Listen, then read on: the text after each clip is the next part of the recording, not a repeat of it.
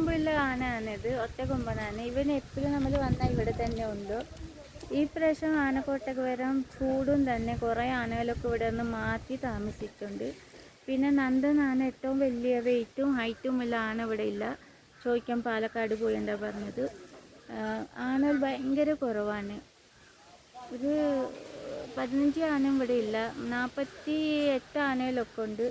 2 ആനകളൊക്കെ കഴിഞ്ഞ കൊല്ലം ചെരിഞ്ഞു.